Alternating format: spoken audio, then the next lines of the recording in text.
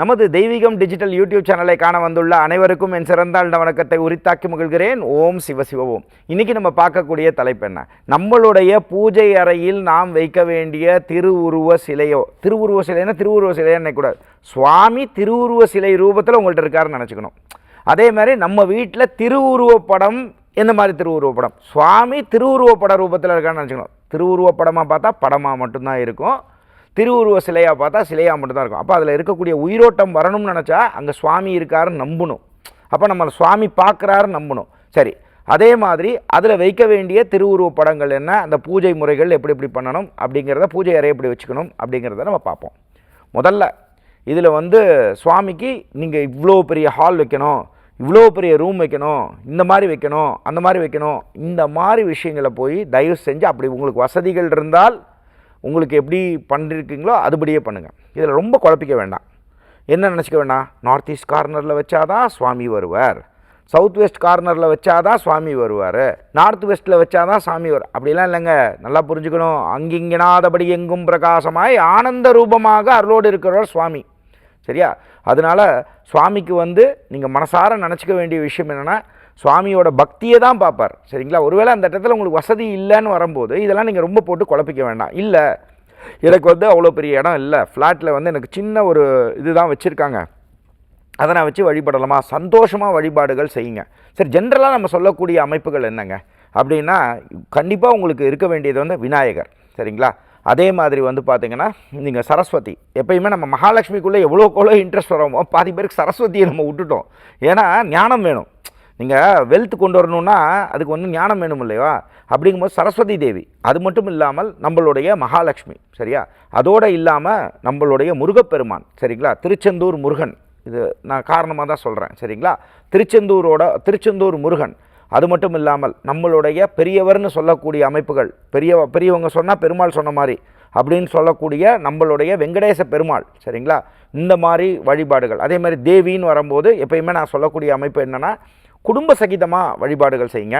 அப்படி தேவி அப்படின்னு சொன்னீங்கன்னா, சிவபார்வதி குடும்பத்தோடு இருக்கிற மாதிரி திருவுருவ படங்கள் இருந்தால் தாராளமாக வச்சு நீங்கள் தாராளமாக வழிபடலாம். நான் திருப்பியும் சொல்கிறேன், நீங்கள் எவ்வளோக்கெவ்வளோ தெய்வங்களை நீங்கள் ஏற்றிகிட்டே வரீங்களோ அப்போ நீங்கள் என்ன புரிஞ்சுக்கணும், அந்த தெய்வத்தை உங்கள் வீட்டுக்கு கூட்டிகிட்டு வரீங்கன்னு நம்பி நம்ம வழிபாட சொல்கிறோம். இதை நான் சொல்கிறது எல்லாமே புறத்தாந்திரிக ரீதியாகவும் வேலை செய்யும், அகத்தாந்திரிக ரீதியாகவும் வேலை செய்யும். புரிஞ்சுக்கணும். அப்போ whatever mind conceives and believes it will start அச்சீவிங்கிற மாதிரி நீங்கள் எதை நினைத்து நீங்கள் இந்த பூஜைகள்லாம் செய்ய போகிறீங்களோ அதை நினச்சி வரும்போது அந்த சுவாமியே வரக்கூடிய அமைப்புகள் வரும்போது நீங்கள் என்ன புரிஞ்சுக்கணும், அதுக்கு தகுந்த மாதிரி நைவேத்தியங்கள் பண்ணணும். அப்போ நம்ம பேருக்காக ஒரு அழகுக்காக டான்ஜூர் பெயிண்டிங்கில் வைக்கிறதோ இதெல்லாம் ஓகே, அவங்க வசதியை பொறுத்து இருந்தாலும் அப்போ நைவேத்தியங்கள் வைக்கணும். நைவேத்தியங்கள்லாம் எப்படி, நம்ம ஒரு வீட்டுக்கே போகிறோம், சாப்பாடு வைக்கிறோம். சரிங்களா? சாப்பாடு கொடுத்தா தானே நம்ம பேசிகிட்டே இருந்தால் போதுமா? இல்லை. அது மாதிரி சுவாமி இருந்தால் நைவேத்தியன்றது உங்களால் முடிஞ்சது. ஒரு சாதாரணமாக ஒரு ஒயிட் ரைஸ் கூட வைக்கலாம், ஒரு பழங்கள் வைக்கலாம், கிஸ்மிஸ் பழம் மீனிங் காஞ்ச திராட்சை வைக்கலாம், ஒரு டேட்ஸ் வைக்கலாம். அட்லீஸ்ட் உங்களால் முடிஞ்சது வாரத்துக்கு ஒரு தடவையாவது பெரிய படையல்கள் போடலாம், சுவாமிக்கு பண்ணலாம். இந்த மாதிரி விஷயங்களை நீங்கள் வைத்துக்கொள்வது நன்மை தரும். அது மட்டும் இல்லாமல் நான் சொல்கிறத நம்பிக்கையோடு செய்யுங்க. வீட்டில் எப்பயுமே நீங்கள் எவ்வளோக்கோளோ பூஜை அறையை நல்லா வச்சுருக்கீங்களோ அவ்வளோக்கோளோ ரெஸ்ட் ரூம் நல்லா வச்சுக்கணும். நான் சொல்கிறத புரிஞ்சுக்கணும். நான் ஏன் சொல்கிறேன்னா, அந்த இடத்துல ஒரு சில பாசிட்டிவ் விஷயம் இருக்கிற மாதிரி நெகட்டிவான விஷயங்களும் அங்கே இருக்குன்றதுனால, அதனால தான் நீங்கள் நல்லா பாருங்களேன், நல்ல வெல்தியாக இருக்கிறவங்களாம் பாருங்கள், அந்த இடத்துல ரொம்ப க்ளீனாக வச்சுருப்பாங்க, நீட் அண்ட் டைடியாக இருக்கும் பாருங்களேன். அப்போ அந்த மாதிரி சுத்தமாக அந்த இடத்தையும் வச்சுக்கணும். அது மட்டும் இல்லாமல் அந்த பூஜை அறைக்கு பார்த்திங்கன்னா அட்லீஸ்ட் வாரத்துக்கு ஒரு 2 தடவையாவது நீங்கள் பசும் கோமியம், ஆக்சுவலாக அதோட இதில் பார்த்திங்கன்னா நம்ம சான்ஸ்கிரிட்டில் எப்படி சொல்லுவாங்கன்னா பசுமூத்திரம் தான் சொல்லுவாங்க. சரியா?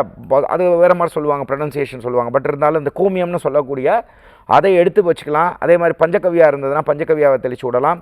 அதே மாதிரி பார்த்திங்கன்னா அதை நீங்கள் வாரத்துக்கு ஒரு தடவை பண்ணலாம். இது நீங்கள் ஐயோ ஸ்டிஃபி நீங்கள் ஒரு மாதிரி ஸ்மெல் வருது, அது என்னங்க இதாக இருக்குது அப்படிலாம் நினைக்காதீங்க.